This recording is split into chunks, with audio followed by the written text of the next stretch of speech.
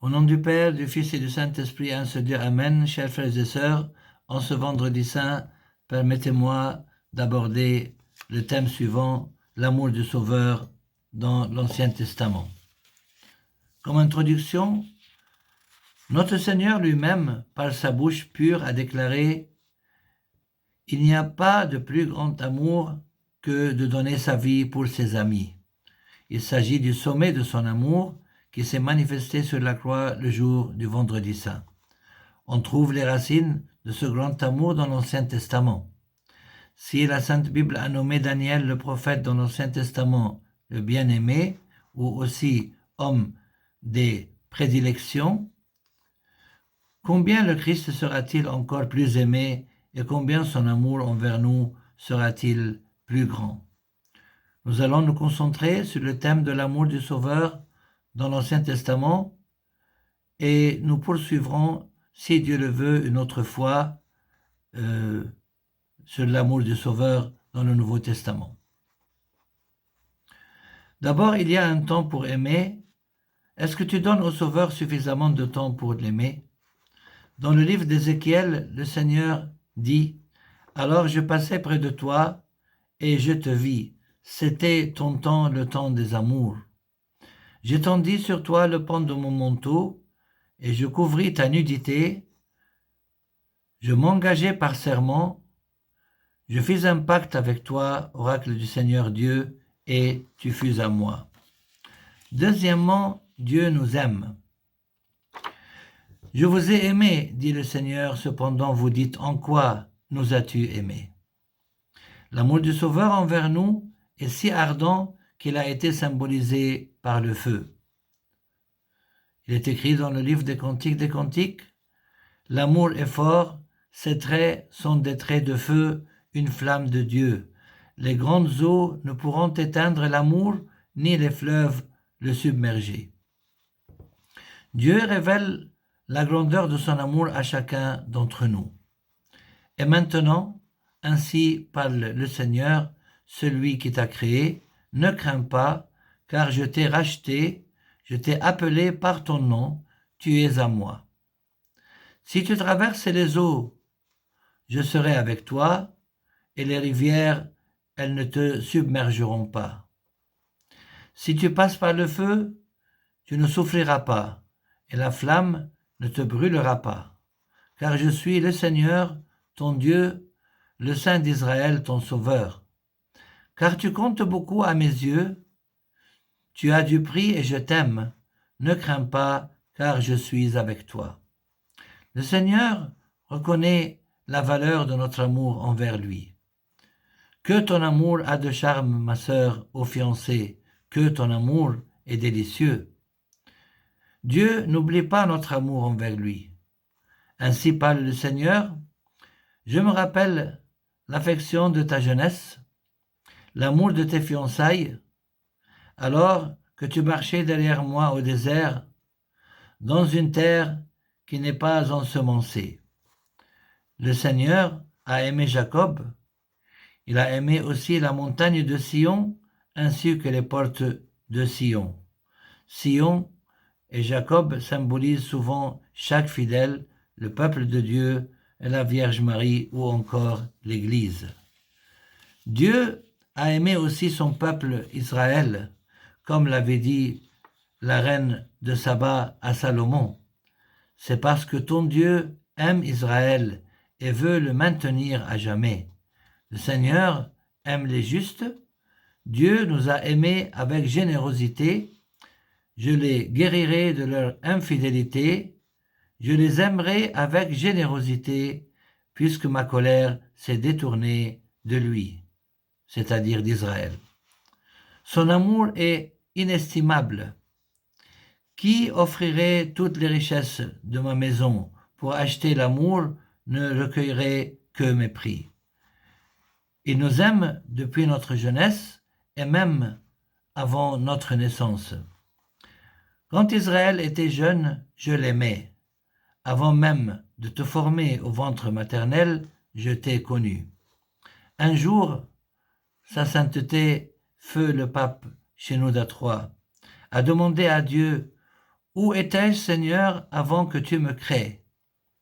Et le pape a répondu lui-même à sa question en disant, avant que tu me crées, Seigneur, j'étais une idée dans ta raison et une joie dans ton cœur. Permettez-moi, chers frères et sœurs, de vous raconter l'histoire du peintre inspiré d'une homélie de saint Athanase l'apostolique du IVe siècle. Un peintre finit de réaliser un tableau qui lui avait demandé beaucoup d'efforts. Il prit son œuvre entre les mains, la contempla et lui dit « Je t'ai aimé 2 fois.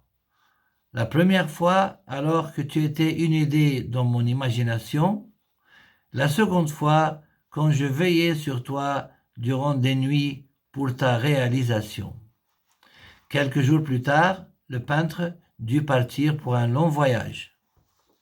Durant son absence, un voleur s'introduisit dans sa maison et le cambriola. Il prit entre autres le tableau si cher au peintre. En repartant par la fenêtre, il jeta à terre le grand sac dans lequel se trouvait tout son butin.